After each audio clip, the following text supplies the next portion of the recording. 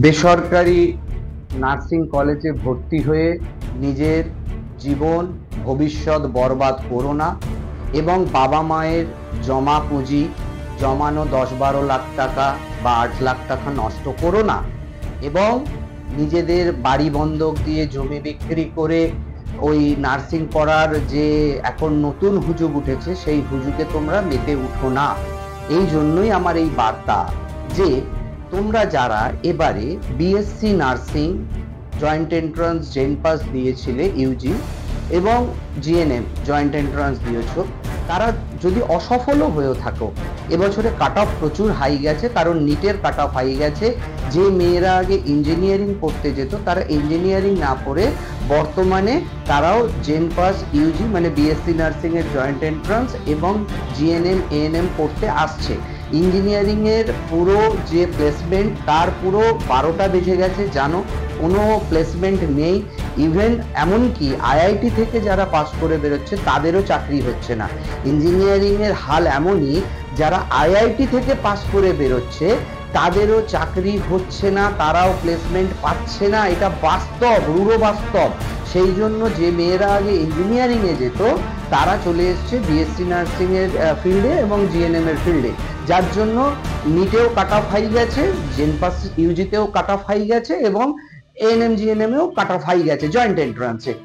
ঠিক আছে, তুমি হয়তো ভেবেছিলে এবারে 60, 65 কি 70 পেলে স্কোর করতে পারবে, কিন্তু পারোনি। ভালো র্যাঙ্ক তুমি বুঝতে পেরেছো 80, 85, 90 এর ওপর গেলে তবেই তুমি স্কোর ভালো করলে তবে তোমার সরকারি কলেজ হবে। 1 বছরে পারোনি, 2 বছর করো, 2 বছরে না পারলেও 3 বছর করো। কি আছে, মানুষের জীবনে 1-2 বছর 3 বছরের কোনো ভ্যালু রাখে?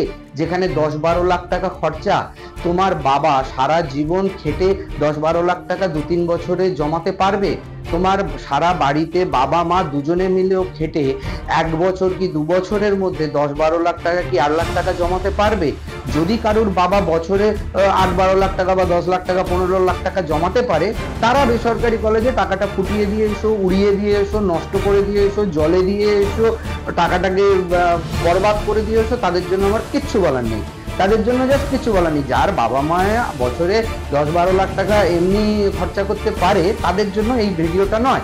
এই ভিডিওটা তাদের জন্য যাদের বাবা মা সারা জীবন খেটেও 12 লাখ 15 লাখ টাকা জমাতে পারে না, কি 8 লাখ টাকা জমাতে পারে না, যাদের কাছে 10-12 লাখ টাকা 8 লাখ টাকা স্বপ্ন, সেই পরিবারের মানুষগুলো তোমরা এখন লোনের ফাঁদে পা দিয়ে, যেহেতু ব্যাংক থেকে বলছে যে স্টুডেন্ট ক্রেডিট কার্ডের মাধ্যমে লোন পেয়ে যাবে আর ইনস্টিটিউটগুলো বলছে আমরা লোন পাইয়ে দেবো, তোমরা পড়তে এসো, তোমরা ভাবছো এখন তো বাবা মাকে টাকা দিতে হবে না, তো আমরা তাহলে কি করি না, আমরা বিএসসি নার্সিং বেসরকারি কলেজগুলোতে পড়তে চলে যাই। এখন আপাতত তোমার বাবার 10-12 লাখ টাকা কি 8 লাখ টাকা দিতে হলো না, 1.5-2 লাখ টাকা দিলে হয়ে গেল। কিন্তু এই 1.5-2 লাখ টাকা দিয়ে ভর্তি হবার পর ওই কলেজগুলো কিন্তু স্টুডেন্ট ক্রেডিট কার্ডের টাকা তারা তাদের অ্যাকাউন্টে পেয়ে যাবে। তোমার ঘরে দেনার বোঝা চাপবে, 4% সুদের হারে 8 লাখ টাকাটা 6 লাখ টাকাটা গিয়ে দাঁড়াবে 8-10 লাখ টাকায়, 10-12 লাখ টাকাটা গিয়ে দাঁড়াবে 15 লাখ টাকায়। এই দেনার দায়টা কিন্তু তখন তোমার বাবা মায়ের ওপর গিয়ে পড়বে, তোমার ওপর গিয়ে পড়বে। যদি তুমি চাকরি না পাও তোমার থেকে এই টাকাটা নেবে না, এটা কি কোথাও লিখে দিয়েছে ব্যাংক বা সরকার বলে দিয়েছে চাকরি না পেলে টাকা দিতে হবে না জীবনের মতন? চাকরি না পেলে জীবনের মতন টাকা দিতে হবে না, স্টুডেন্ট ক্রেডিট কার্ডের লোনের টাকা ব্যাংক বলেছে, সরকার বলেছে বা ওই কলেজগুলো বলেছে যে আমরা 1 বছরের নাম কোয়াস্তে একটা চাকরি দেবো, তারপরে তোমাকে চাকরি থেকে ছাঁটাই করে দেবো বা চাকরি থেকে তোমাকে বসিয়ে দেবো, কিন্তু তারপরে তোমাকে আর স্টুডেন্ট ক্রেডিট কার্ডের টাকা দিতে হবে না? এরা যারা প্লেসমেন্টের নামে ভাঁওতা দিচ্ছে তারা কি করছে না, তোমাকে প্রথম বছরে একটা প্রবেশনারি হিসেবে, শিক্ষানবিশ হিসেবে একটা প্লেসমেন্ট দিচ্ছে, একটা অল্প মাইনের চাকরি। 1 বছর কমপ্লিট হওয়ার পর তোমাকে নানা অছিলায় নানা অজুহাতে চাকরি থেকে বার করে দিচ্ছে, বরখাস্ত করছে, ছাঁটাই করছে, বাড়িতে বসিয়ে দিচ্ছে। এদিকে তোমার 8-10-12 লাখ টাকা বেরিয়ে গেছে এবং 4% সুদের হারে পরে গিয়ে দেখবে ওই টাকাটা 15 লাখ টাকা হয়ে যাবে। এবারে তোমাকে যখন কলেজটা বসিয়ে দিল তখন কি আর তোমাকে স্টুডেন্ট ক্রেডিট কার্ডের টাকা দিতে হবে না? স্টুডেন্ট ক্রেডিট কার্ডের টাকাটা শোধ করতে হবে না? মানে এই লোন যে 12 লাখ 15 লাখ টাকা 8 লাখ টাকার, এটা শোধ করতে হবে না? ব্যাংক বলে দিয়েছে, সরকার বলে দিয়েছে, ওই কলেজ বলে দিয়েছে? বলেনি।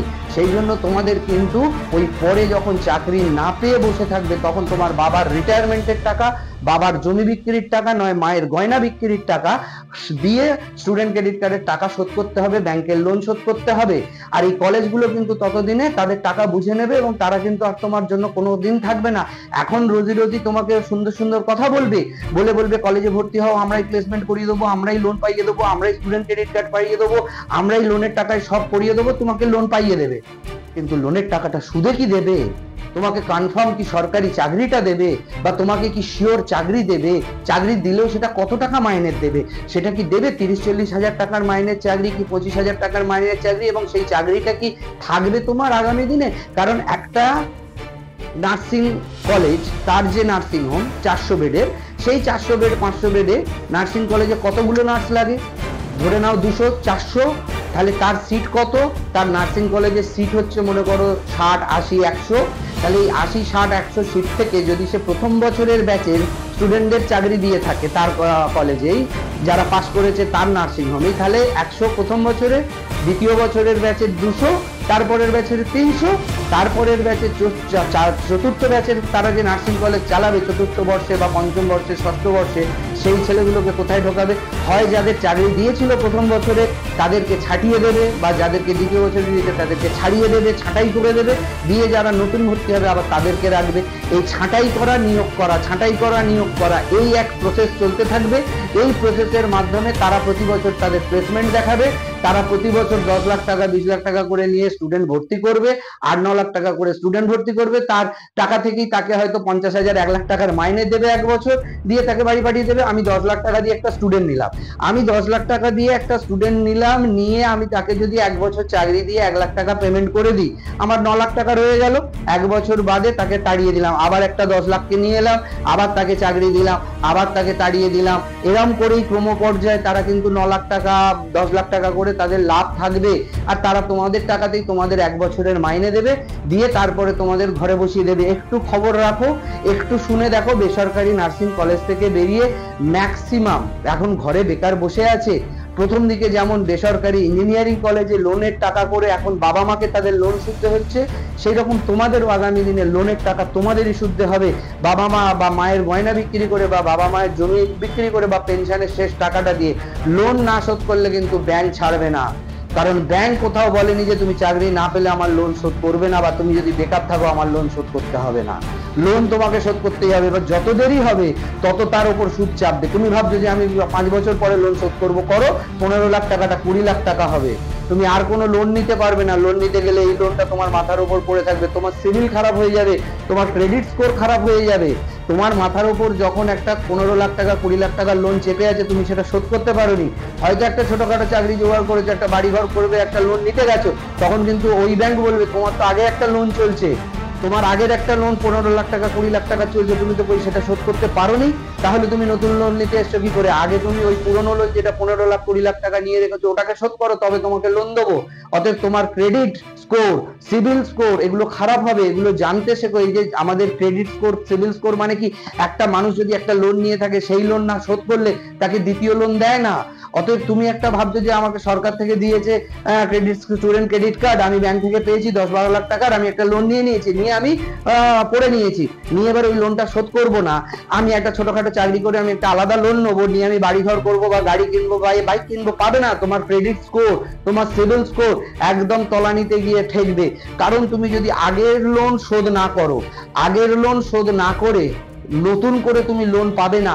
কারণ তোমার ওই যে টাকাটা 15 লাখ টাকা 12 লাখ টাকা তোমার মাথার উপরে লোন হয়ে রয়েছে, ওটা শোধ করলে তবে তোমাকে নতুন লোন দেবে, তবে তুমি নতুন লোন পাবে। তাহলে দেনার ফাঁদে না পড়ে, লোন নিয়ে না পড়ে, তোমার 1 বছর 2 বছর লাগুক, তুমি লেগে থাকো সরকারি কলেজেই আমি নার্সিং পড়বো, সরকারি কলেজেই আমি নার্সিং পড়বো, আমি ভালো র্যাঙ্ক করব, ভালো স্কোর করব, এবং সেটা সরকারি কলেজেই করব।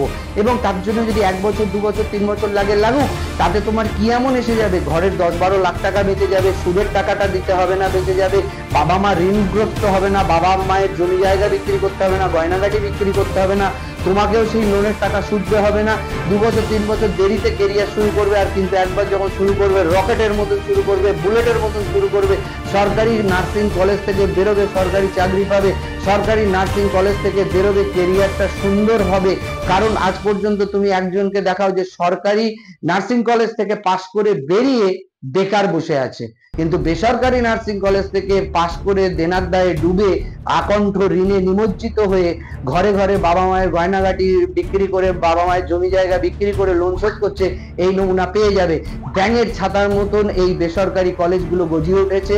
আর এই স্টুডেন্ট ক্রেডিট কার্ডের নামে তোমাদের মানে একটা প্রলোভন দেখিয়ে ফাঁদে ফেলছে, কিন্তু এই লোনের টাকা সুদে গিয়ে কিন্তু তোমাদের জীবনটা কয়লা হয়ে যাবে, তোমাদের জীবনটা পুরো হয়রান হয়ে যাবে।